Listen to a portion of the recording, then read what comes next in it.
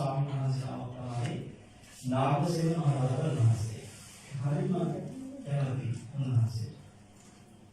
උන්වහන්සේගේ තියෙනවා හරි අපූර්ව උපමාත් එක්ක හිතන් නැති පැති දහම් කරුණු වල අමුතු අපිට හිතන්නේම නැති හිතන්නවත් බැරි පැති විග්‍රහ කරන වටිනා ග්‍රන්ථයක් මිලින්ද ප්‍රශ්න කියලා. ඒක සමහරයි මලයි. මිලින්ද කියන රජතුමාත් එක්ක නාගසේන මහ රහතන් වහන්සේ අතර වෙච්ච සාකච්ඡා.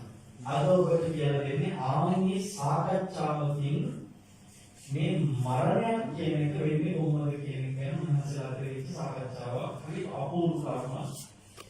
ඇත්තටම මේ දේශනාවත් එක්ක ඔයගලන්ට මේ තේරුම් ගන්න දෙයක් සමහර අය අකාලේ මැරෙනවා පුංචිම වයසේදී. ඒක කොහොමද ඔයගොල්ලෝ හිතනවා අකාලේ පුංචි වයසේ මැරෙන කෙනා කොහොමද අකාලේ මැරෙන්නේ කියලා? තවත් සමහර අය මැරෙනවා තරුණ වයසේ මධ්‍යම වයසේ වගේ වයසවල මැරෙනවා අකාලේ. ඒ විතරක් නෙවෙයි පින්වත්නි වයෝවෘද්ධ වෙලා අකාලේ මැරෙන අය ඉන්නවා. ඒක නම් අපි සාකච්ඡා කරමු දේශනා. ඒ වගේම තව වැරද්දක් අකාලේ මැරෙන්නේ නැතුව සුදුසු කාලයේ මැරෙන අය මෞකුසෙන් මැරෙන අය අතර තියෙනවා. මෞකුසෙන් පිළිවෙත් අනුතර මැරෙන අය ඉන්නවා. අකාලේ මැරෙන නැති සුදුසු කාලයේ මැරෙන සතියක් මාසයක් අවුරුද්දක් ඒ වගේම තරුණ වයස කියලා කියන අවුරුදු 10 20 30 40 වගේ අතර කාල මේ කාලවල පින්වත්නි සුදුසු කාලයේ මැරෙන අකාල මරණ නොවන මරණ තියෙනවා. තරුණ වයසට ගිහිලා වගේම මධ්‍යම වයසට ගිහිලා වයෝවෘද්ධ වෙලා මේ ඕනම කාලයකට අකාල මරණක් තියෙනවා, කාල මරණක් තියෙනවා. මේක හරි දුරුම කරුණක්. මිලිඳු රජතුමා මහා පුදුම වෙච්ච කරුණක්. කොටින්ම මම එකක් ඔබට මේ කියා දෙන කාරණා ඇතුලේ තියෙන විශ්විත බව ගැන තේරුම් ගන්න එක දෙයක් කියලා. මිලිඳු රජුගේ ගොඩාක් මේ විසඳපු ප්‍රශ්න අහලා අවසානයේ සාමාන්‍ය විදිහට සතුට වෙලා තියෙනවා. හැබැයි මේ ප්‍රශ්නේ දැනගත්තට පස්සේ මිලිඳු රජුගේ එතුමාගේ හිතට දැනෙච්ච සතුට ප්‍රකාශ කරනවා රස්න වචන දෙකකින්. නාගසේන මහ රහතන් වහන්සේ කියනවා ස්වාමීනි ඔබ වහන්සේ විසඳපු මේ ප්‍රශ්නය ඔබ වහන්සේ මේ විදිහට දේශනා කරද්දී මෙතන භාග්‍යවතුන් වහන්සේ වැඩ හිටියා නම් උන්වහන්සේ වහන්සේගේ සීර්ෂය අතගාලා භාග්‍යවතුන් වහන්සේ වහන්සේගේ හිස අතගාලා සාකච්ඡා කියන්නේ නිරද රජුගේ කියනවා. ඉන්නන්නේ අපි යම් දේශනාවක් අහලා අනේ මේ දේශනේ බුදුරජාණන් වහන්සේ වුණා උන්වහන්සේ සාදුකාර දෙයි කියන එක මහාවර්තන ගමන. බුදු කෙනෙක් සාදුකාර දෙන්නේ නැහැ ලේසියෙන් දෙයි. බුදු කෙනෙක් සාදුකාර දෙන්නේ ඒ කාරණාව පැහැදිලි අවබෝධයකින් මනාවට දේශනා කරනවා. නමුත් මේ අච්චරෝ කියනවා භාග්‍යවතුන් වහන්සේ නිකන් සාදුකාර දෙන එකක් නැහැ. ඔබ වහන්සේ හිස අතගාලා සාදුකාර දෙයි භාග්‍යවතුන් වහන්සේ මෙතන වැඩි කියනවා. ස්වාමීනි එච්චරම මේ ප්‍රශ්නේ විශ්විතයි කියනවා. රජු වහන ප්‍රශ්නය අපි මේ කියන මාතෘකාව තමයි. ස්වාමීනි මේ ලෝකේ කාල මරණ අකාල මරණ කියලා දෙකක් තියෙනවා. රාහුලන් වහන්සේ කියනවා කොහොමද මේ ලෝකේ සමහර සුදුසු කාලේ මැරෙනවා. සමහර අකාලේ මැරෙනවා. ඊට පස්සේ රජු වහන ස්වාමීනි කවුද සුදුසු කාලේ මැරෙන්නේ? කවුද අකාලේ මැරෙන්නේ? එතකොට උන්වහන්සේ උපමාවකින්ම කාරණා ප්‍රකට කරනවා. රජතුමනි ඔබ දැකලා තියෙනවා නේද කියලා සමහර ගස්වල ගෙඩි වැටෙනවා. ගස්වල ගෙඩි වැටෙනවා දැකලා තියෙනවා නේද කියලා. එහෙමයි ස්වාමීනි කියනවා. රජතුමනි හැම ගෙඩියක්ම ඉදිලමද වැටෙන්නේ? නෑ ස්වාමීනි. සමහර ගෙඩි පණුව කාලා වැටෙනවා. සමහර ගෙඩි පොළොව වලින් ගල් වලින් ගහලා වැටෙනවා. සමහර ගෙඩි මුලකට වැටෙනවා. සමහර ගෙඩි අතුරු කුණු වෙලා වැටෙනවා. ඒක විදිහට වැටෙනවාසක් තියෙනවා. ඒවා ඒ ගෙඩියේ සුදුසු කාලේ ඉදිලා වැටෙනවා කියන එක යම්සේද ඒ වගේ සමහරුන්ගේ මරණ වෙනවා ජරාවට පත් වෙලා මරණයට පත් වෙනවා. ජරාවෙන්ම නැරෙනවා. අර ඉදිලා වැටෙන ගෙඩි වගේ. තවත් ගෙඩි අනෝපාල ඊට පස්සේ පොළොවින් ගහලා ඊට පස්සේ මුලකින් අතලොකු වෙන මිනිම වැටෙන ගෙඩි තියෙනවා. ආන්ගේ ගෙඩි අකාලේ වැටෙන ගෙඩි. ඒ වගේ අකාල මරණක් තියෙනවා. දැන් මම පුංචි හොරුවා දේශනාවට කලින් ඔබට දැනෙනවා මේ උපමාව සරල උපමාවක් නෙමෙයි. ආවට ගැටගත් උපමාවක් නෙමෙයි. ඔය උපමාවේ තියෙනවා හරි අපු ගැඹුරක්. ඔබ නිකන් හිතන්න ගහක ගෙඩියක් ඉදිලා ස්වාභාවිකව වැටෙනවා කියන එක අර කාල මරණගේ ස්වභාවික වැඩිම. හරි. හැබැයි පොළකින් ගහන වැටෙන එක ඉදිච්ච ගෙඩියක් වෙන්න බැහැ. යම් කිසි ගෙඩියක් තියෙනවා ගහක ඒ ගෙඩිය ඉදිච්ච ගෙඩියක්. හැබැයි ඒක ගහෙන් ස්වාභාවිකව වැටෙන්නේ නැහැ. ඒ ඉදිච්ච ගෙඩිය පොළකින් ගහපුවම ස්වාභාවිකව වැටෙන්න පුළුවන්. පොළකින් වැටෙන්න පුළුවන්. ගහ විසින් ස්වාභාවිකව ඒ ගෙඩිය පිටට දානවා නෙවෙයි. මහා බුලක් සමානින්ද ඉදිච්ච ගෙඩිය වැටෙන්න පුළුවන්. අන්න ඒ වගේ පින්වත්නි වැටිච්ච ගෙඩිය ඉදුණාද අමුද කියන එක මත නෙමෙයි මේක සුදුසු කාලයේ වැටිච්ච ගෙඩියක්ද නැත්නම් අකාලයේ වැටිච්ච ගෙඩියක්ද කියන එක තීරණය කරන්නේ. මේ වගේ මරණය කියන එක හරි ගැඹුරු ප්‍රශ්නයක්. කෙනෙක්ගේ මරණයක් දැකලා අපි හිතනවා මෙයා නම් අකාල මරණයක් නෙමෙයි. මෙයා සුදුසු කාලයේ වැටුනේ කියලා අපි හිතනවා නම් ඒක වැරදි පින්වත්නි. මරණයක් ගැන තීරණ කරන්න ඉච්ඡර සැහැල්ලුවෙන් සරලව බෑ. මේ කෙනා මැරුණේ ඇත්තටම අකාලයේද? මේ කෙනා මැරුණේ ඇත්තටම සුදුසු කාලෙද කියන එක තීරණය කරන එක හරිම සංකීර්ණයි. අපි ඒ ගැන දැන් තේරුම් ගන්න උත්සාහ කරමු. මේ ලෝකේ සමහර අය මැරෙන ආකාර 7ක් ඔතෙන්දී උන්වහන්සේ පෙන්නනවා. එකක් තමයි සමහරු මැරෙනවායි කිව්වා. ඒ කියන්නේ ආවිෂ ඉතුරු වෙලා තියෙද්දි මැරෙන අය. මැරෙන හේතු 7ක් පෙන්නනවා. එකක් තමයි බඩගින්නේ මැරෙන එක. ආවිෂ ඉතුරු වෙලා තියෙනවා බඩගින්නේ මැරෙනවා.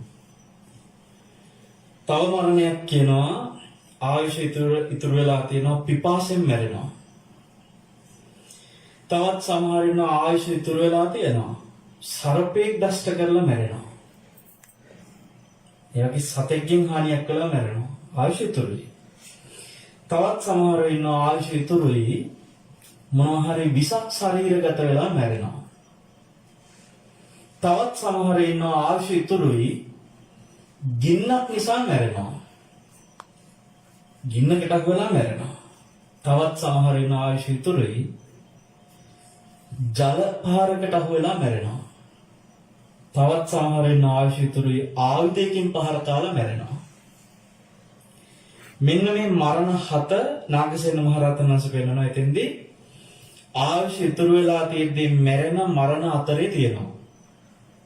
උන්වහන්සේ කියනවා හැබැයි මේ සියලු මරණ ඒකාන්තයෙන්ම අකාලේ මැරෙනවා කියන්නේත් නෑ. සුදුසු කාලේ මැරෙනවා කියන්නේත් නෑ. ආයුෂ ඉතුරු වෙලා මැරුණත් ඒවා ඒකාන්තයෙන් අකාලේ මරණ කියන්නත් බෑ. ඒවා සුදුසු කාලේ මරණ කියන්නත් බෑ. ඒක තව තේරුම් ගන්න ඕනේ. ඒ වගේම උන්වහන්සේ තව කාරණා 8ක් පෙන්නනවා පින්වත්නි. මිනිස්සු සාමාන්‍යයෙන් මරණයටපත් වෙන්න බලපාන කාරණා 8ක්. අර ඉස්සෙල්ලා කිව්වේ ආයුෂ ඉතුරු වෙලා තියෙදි මැරෙන හේතු 7ක් නේ. සාමාන්‍ය මිනිස්සු මැරෙන කාරණා 8ක් තියෙනවා. එකක් තමයි වාතය නිසා මිනිස්සු මැරෙනවා. පිත්ත නිසා මිනිස්සු මැරෙනවා. සෙම නිසා මිනිස්සු මැරෙනවා. මම හිතන්නේ තාත්තගේ මරණය සම්බන්ධවට මදුසංක පුතා කියනකොටත් කිව්වා මේ සෙම සම්බන්ධ කාරණාවක්. මිනිස්සු සෙම නිසා මැරෙනවා. මේ කොරෝනා එක කතා කරනකොටත් අපිට උතන තියෙනවා මේ කාරණා 8 ඇතුලේ කරුණු. වාත නිසා, පිත නිසා, සෙම නිසා. ඊට පස්සේ පින්වත්නි සන්නිපාත නිසා මිනිස්සු මැරෙනවා. ඍතු විපර්යාස නිසා මිනිස්සු මැරෙනවා. ඒ වගේම මේ ශරීරයේ වැරදියට පරිහරණය කිරීම නිසා මිනිස්සු මැරෙනවා. යම් යම් උපක්‍රම නිසා මිනිස්සු මැරෙනවා. කර්මය නිසා මිනිස්සු මැරෙනවා. ඔය විදිහට මිනිස්සු මැරෙන හේතු කීපයක උන්වහන්සේ තෙන්දි පෙන්නනවා. දැන් මේ ටික ඔක්කොම නිකන් හරියට අර උයන්න කෙනෙක් සූදානම් වෙලා තුන පහ ටික ලෑස්ති කරලා පහේ අවශ්‍ය දේවල් වගේම එළවලු කපලද කියලා වලන් ටික හොදලා ලිපපත්තු කරලා ලෑස්ති වෙනවා වගේ වැඩක්. උන්වහන්සේ මේ වගේ කාරණා 7ක් තියෙනවා, මේ වගේ කාරණා 8ක් තියෙනවා කියලා මේ ටික ඔක්කොම සූදානම් කරගන්නවා තමන්ගේ කාරණේ දේරුම් කරන්න. ඔය ටික කරලා උන්වහන්සේ ලස්සන උපමා ගණනාවක් එක්ක විග්‍රහ කරනවා පින්වත්නි මේ කාරණාව. හැබැයි මේ සියලුම උපමා මම මෙතෙන්දී ඔබට කියන්න උත්සාහ කරන්නේ මොකද ඒක උපමා ගොඩාක් තියෙනවා. උපමා ගොඩාක් කියන උන්වහන්සේට සිද්ධ වුණේ රජ්ජුරුව කොච්චර කිව්වත් එක උපමාවක් කියලා විස්තර කරනවා රජ්ජුරුව නිකන් තේරුන්නේ නැහැ වගේ ඉන්නවා. ආයෙත් උන්වහන්සේ උපමාවකින් තේරුම් කරනවා ආයෙත් තේරුන්නේ නැහැ වගේ ඉන්නවා. මේ විදිහට ස්වාමීන් වහන්සේව වාර ගානක් උපමා කියනකම් රජුරෝ තේරුන්නේ නැහැ වගේ ඉන්නවා. අන්තිමේදී කියනවා ස්වාමීනි මට පළවෙනි උපමාවෙන්ම තේරුණා. ඔබ වහන්සේගේ මේ උපමා අහන්න ඕන හින්දා මම තේරුන්නේ නැහැ වගේ හිටියා කිව්වා. ඉතින් ඒ නිසා මම මෙතන අපිට කතා කළ යුතු කාරණාවේ අර්ථයට වැඩි කාලයක් අරගන්නවා. අර උපමා සියල්ලම මේ වෙලාවේ කතා කර ඉන්නේ නැහැ. පින්වත්නි ස්වාමීන් වහන්සේ ඉස්සෙල්ලා මොතෙන්ද කියනවා මේ ලෝකේ සමහර සුදුසු කාලයේ මැරෙනවායි කියලා කියන මරණ අතරෙත් ඇතැම් මරණ තියනවායි කිව්වා සමායික මරණ කියලා මරණ. මොකක්ද මේ වචනේ? සමායික මරණ. මේ සමායික මරණ කියලා කියන මරණවල ස්වභාවය තමයි යම් කිසි කෙනෙක් මනුස්ස ලෝකේ ඇවිල්ලා තියෙන්නේ යම් කර්ම දායාදයකින් ඒ කර්මය ගෙවලා මැරිලා යන්න. එයාට තියෙනවා කර්මයක් ඒ කර්මය ගෙවන්නමයි ඇවිල්ලා තියෙන්නේ. එතකොට ඒකේ අර ස්වාමීන් වහන්සේ මුලින් කියපු කාරණා 7ට ගලප පෙන්නනවා මෙහෙම. ඔන්න මම මේ 7කින් එක කියන්නම්. යම් කෙනෙක් පින්වත්නි කාව හරි අතීත ආත්මික බඩගින්නේ මරලා තියෙනවා. හරිද?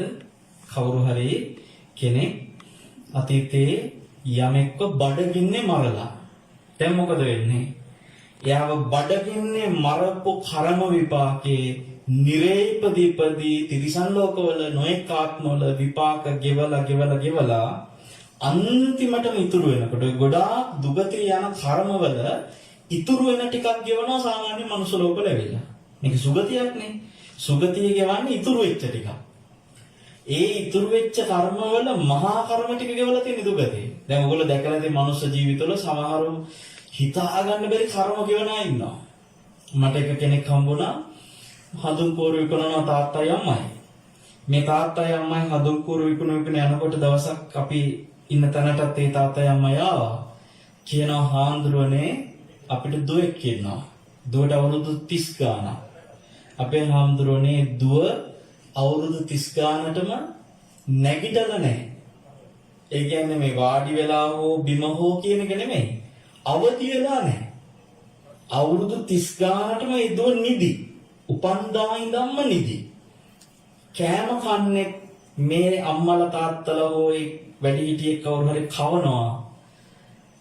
අර මිනිස්සු ඔබ දැකලා ඇති සමහරු තමන්ගේ ගෙදර ඉන්න පොඩි ළමයි නිින්ද ගියාට පස්සේ නිින්දෙන් නැගිට්ටෝලා නිදිමතේම කවන අවස්ථාව දැකලා ඇතිනේ නේ. අර ළමයා දන්නෙත් නැහැ කෑවා කියලා නිින්දෙන් කනවා. එයා කවන්නේ නිින්දෙන්.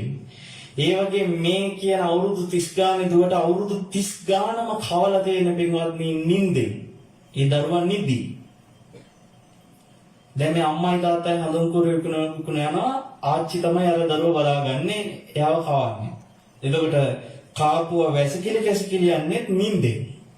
ඔය හිතන්න කොහොම කර්මයක් ඇද්ද? අවුරුදු 30 ගානක් අවදි වෙලා නැහැ කියනකොට. දැන් අපි නම් සමහර අයගේ කර්මවල බරපතලකම දකින සමහරු ඇස්පේන් නැතුව ඉපදිලා ಜಾති අන්ධයි.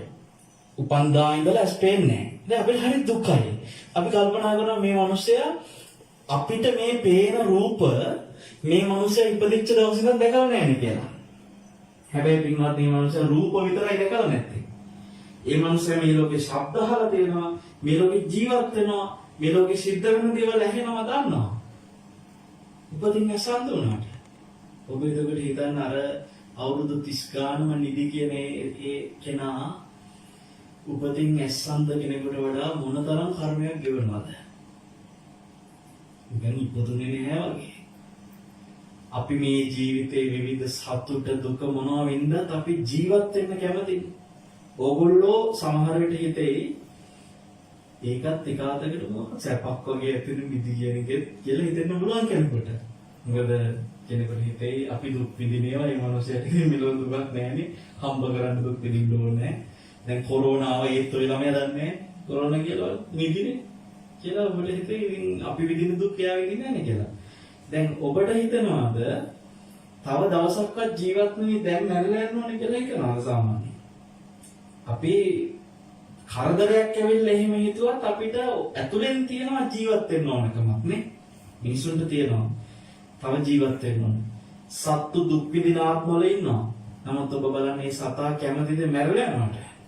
නෑ. සමහර ආගම් වල තියෙනවනේ මතයක් මේ දුක් විඳින සතා වේ ආත්මෙන් මුදව ගන්න තියෙන සතාව මරලා කියලා. ඒ වගේ ආගමික මත තිබ්බට අපි දන්න ඕනම සතේ තව දවසක් හරි ජීවත් වෙන්න කැමතියි. ඕනම සතේ. ඒ කියන්නේ මේ ලෝකේ ජීවත් වීම කියන එකට සත්‍යයක් කැමතියි. ඉතින් අර දරුවා නිදි කියන්නේ පින්වත්නි ජීවත් වීමක් නෑ. මෙලෝදයක් දන්නේ නෑ. කෑමක් හරියට කන්න දන්නේ නෑ. හැමදේම නිකන් මේ කවන යන්ත්‍රයක් වගේ.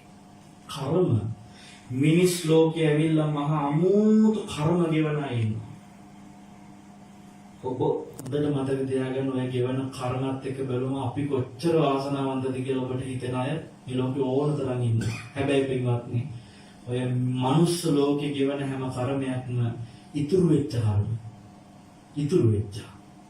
මේ චුට්ටයි මේ ගෙවන්නේ මේ තෙන්ට ඇවිල්ලා. ලෝකම කර්ම ටික දුගතිය ගෙවලා ඉවරයි. මේ ගෙවන්නේ ඉතුරු වෙච්ච. මිලිඳුන් රාජ්‍යරුවන්ට නාගසේන මහ රහතන් වහන්සේ කියනවා කාව හරි බඩගින්නේ මරුවා කියන්නේ දුගතිය ගෙවලා ඇවිල්ලා මනුස්ස ලෝකේ යම් දවසක බඩගින්නේ මැරිලා යන්න පුළුවන්. ඒ බඩගින්නේ මැරිලා යන කෙනා සමහර විට ලදරු කාලේ මැරෙන්න පුළුවන්. බඩගින්නේ මැරිලා යන්න පුළුවන්. දැන් ඔබ දන්නා සමහර ළමයින්ව අම්මලා කුණු බක්කිය වලට දාලා යනවා. වගේ දාලා යන අවස්ථා තියෙනවා නේ වැසිකිලි වලට දාලා යනවා. සමහරවිට අර ළමයා මැරිලා යන්නේ කවුරුවත් දන්නේම නැහැ බඩගින්න මැරිලා යනවා. ඉපදිච්ච ළමයා. ඔබට හිතනවාද ඒ ළමයා අකාලේ මැරුණා කියලා? නෑ. මිලිඳු රජතුමාට නාගසේන මහ රහතන් වහන්සේ පෙන්වනවා ඒ මරණය කාල මරණයක්. සුදුසු කාලේ මරණයක්. ඒ දන්නවද? එයා ගෙනත් තියෙන්නේ ඒ කර්ම ටික විතරයි. ඒ දරුවා ඉපදිලා සමහරවිට දවස් ගානකින් මැරලා යන්නේ බඩගින්න.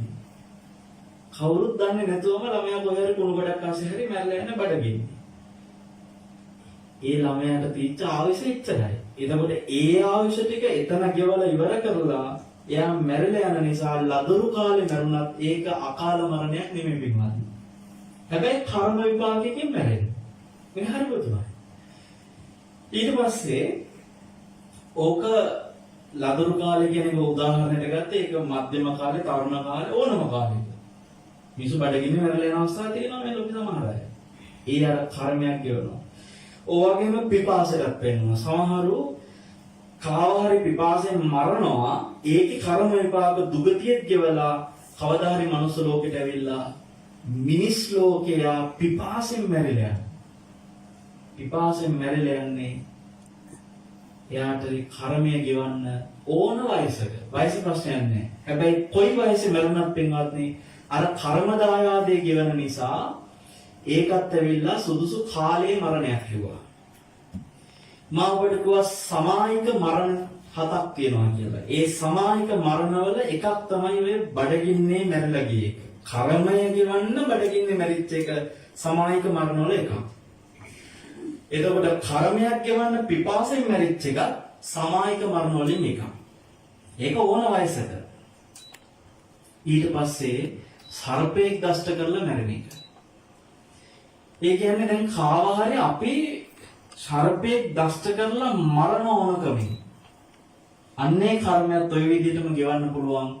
දුගතිය දුක් විඳලා මේ සුගතිය ඇවිල්ලාත් අපි සර්පෙක් දෂ්ට කරලා මැරලා යන අවස්ථා තියෙන පුළුවන්. ඊට පස්සේ පින්වත්නි විසපෝල මරණ.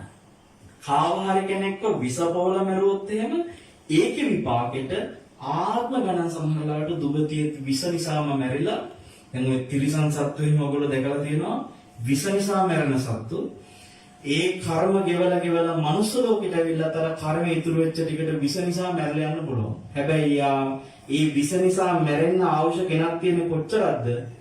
ඒ අවශ්‍ය ටික ලදරු කාලෙ වෙන්න පුළුවන්. සමහරට මව් කුසේදී වෙන්න පුළුවන්. සමහර ළමයි මව් කුස ඇතුලේ විස නිසා මැරෙනවා. හැබැයි එයාගේ මරණය සුදුසු කාලයේ මැරෙන සමායික මරණයක්. මව් කුසේ මැරුණා. ඒක අකාල මරණයක් නෙමෙයි.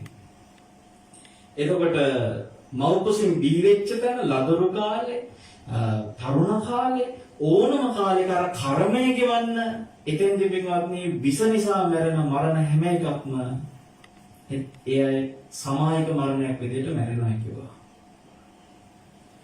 දැන් මේ හොඳට ඔළුවට ගන්න මේක දේශනේ මේ ටික කියන්නේත් දැන් ඔයගලන් හිතෙන්න පුළුවන් එකපාරටම හරි. ඒ කියන්නේ බඩගින්නේ මැරෙන හැමෝම අකාල මැරෙන අය නෙමෙයිද? හරි. පිපාසයෙන් මැරෙන අය ඔක්කොම අකාලයෙන් මැරෙන අය නෙමෙයි. දැන් හඳුරුගන්නේ මේක කාලයේ මරණයක් කියලා. මේ කර්මයක් එක්ක මේක සමායික මරණ මේක සුසු කාලයේ මරණයක් කියලා නෑ පින්වත්නි. ඔය කාරණා 7ම කියාගෙන යද්දී මොනවද 7? බඩගින්න, පිපාසය, සර්පෙක් දෂ්ට කරලා, විස නිසා, ඊට පස්සේ ගින්න නිසා, ජලය නිසා, ආයුධයක් පහර කාලා. ඔන්න ඔය 7. ඔය 7ම කර්ම විපාක නිසා කැරකිලා එන්න පුළුවන් ඒවා තියෙනවනේ කෙනෙකුට. අපි කාවා හරි ඔය ක්‍රම වලින් මරලා ඒක පෙරලා අපිට එනවා. දැන් අපි